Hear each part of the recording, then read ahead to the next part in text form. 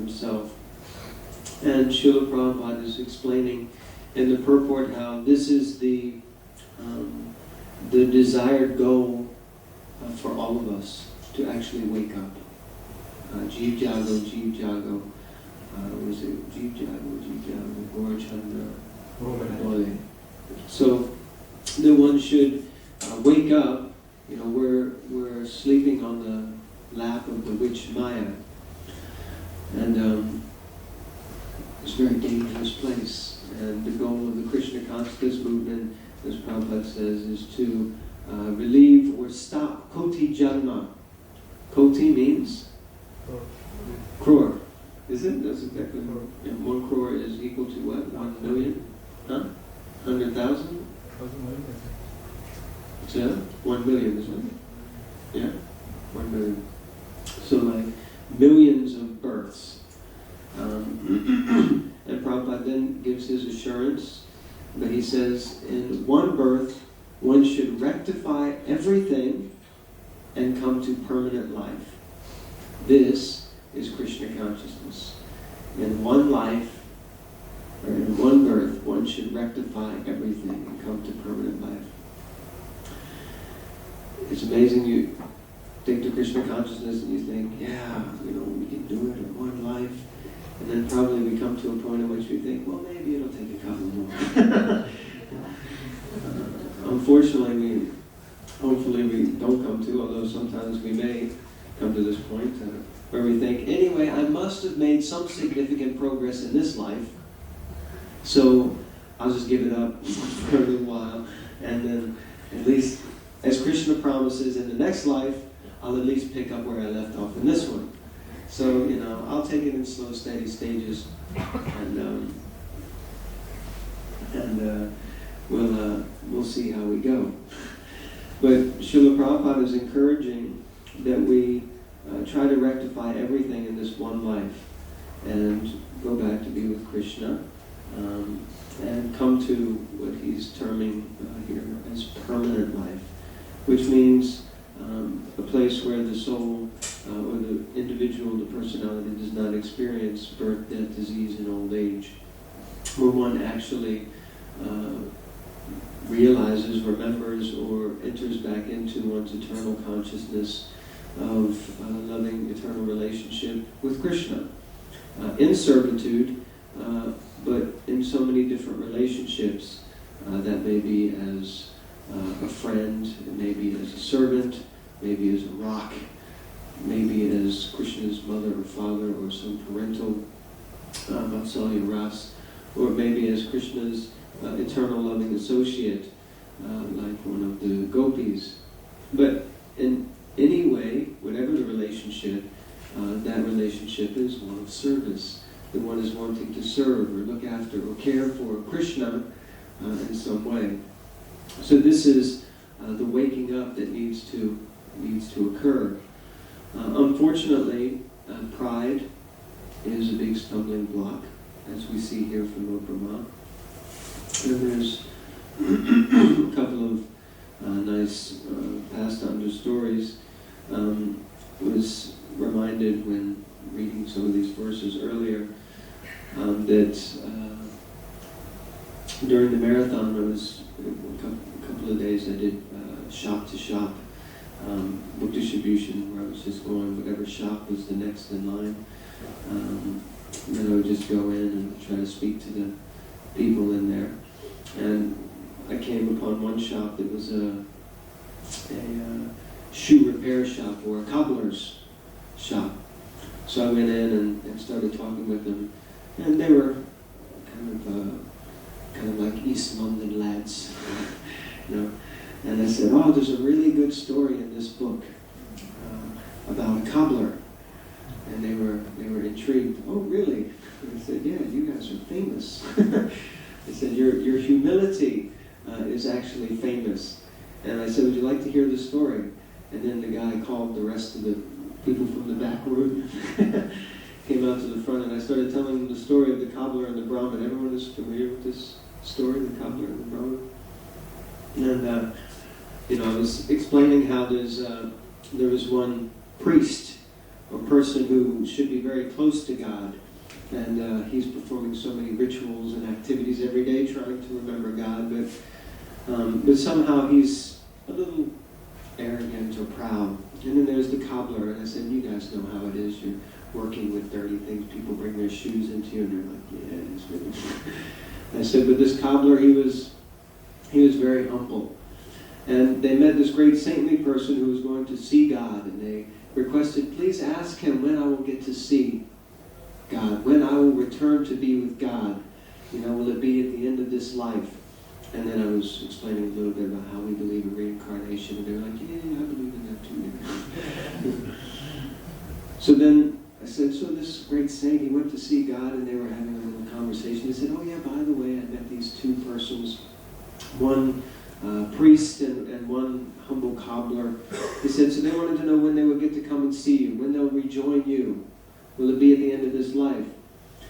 And God said, well, you can tell the cobbler that he'll come to be with me at the end of this life. And Narada was kind of a little shocked. And he said, and you can tell the Brahmin or the priest that it will take about 1,000 more births before he's able to come and see me. And I was saying, this saintly person was confused. And these guys were also confused. And so I said, so the saintly person, he said, but I don't understand. This person's doing so much religious practice, and the other person, he's just fixing people's shoes all day. And I said, and I told him how the Lord then explained, when you see them next, you ask them, or when they ask you, what was I doing? You tell them that I was threading an elephant through the eye of a needle. And Narada Muni the saintly person was very perplexed. And he said, okay, you're God. So I'll do what you say. So then he went back and he met this priest, and the priest asked him, when am I going back? And Narada Muni was the saintly person. He was very, very kind to him. And he said, well, it might take a couple of more practices, a few more births it might take you. And the priest became very offended and very upset and started saying, you didn't really go to see God. You're an imposter. You're not really a saintly person. If you saw God, then what was he doing? And then he told him, well, actually, when I saw God, he was threading an elephant through the eye of a needle. And this priest said, that's crazy. That's preposterous. God doesn't do anything like that. You're a nonsense, and just walked on. But then when he saw the cobbler said, he didn't ask him about when will I get to go back. The first thing he wanted to know is, what was my Lord doing when you saw him? He wanted to hear about the glories and the pastimes of God. And when the saintly person told him, actually he was putting an elephant through the eye of a needle, this cobbler said, oh, isn't that wonderful? Isn't God so amazing? And Narada Muni, the saintly person, he said, don't you think it's a little strange that God is putting an elephant through the eye of a needle? And this cobbler picked up one little, I said acorn, but one little seed, a banyan tree seed, and he said to the saintly person, he said, but look at this huge tree. God has put that entire tree inside of this little seed.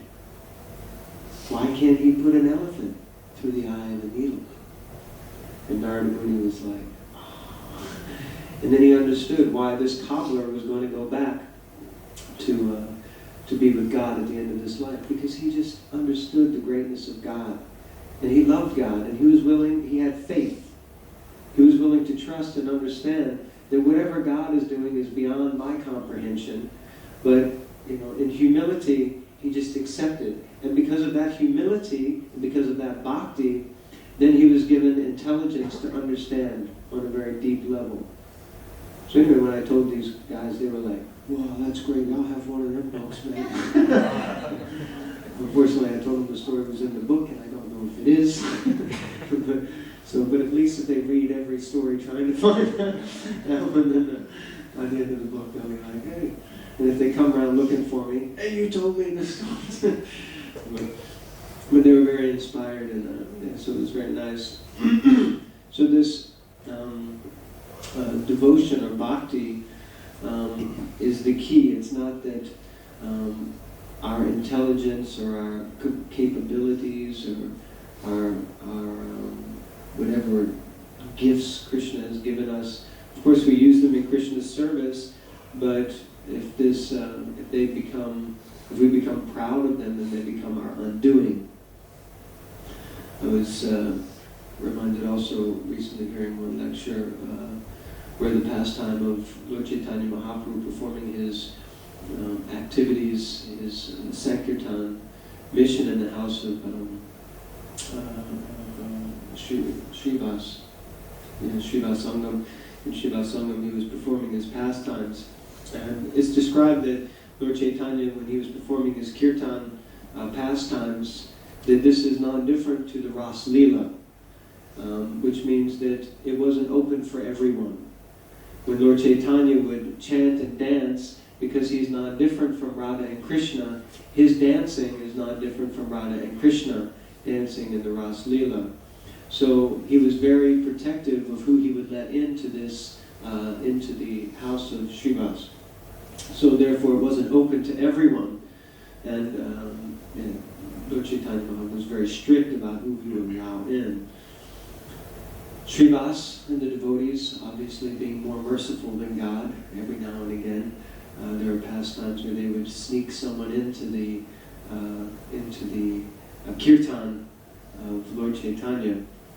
And one such example was one Brahmin boy, one brahmachari, who had been begging Srivas for some time, please let me come and participate. Let me just see Lord Chaitanya dance. And Srivas knew that he was very simple, very humble soul, that he was brahmachari observing strict celibacy, and that he was only drinking milk and eating some fruits.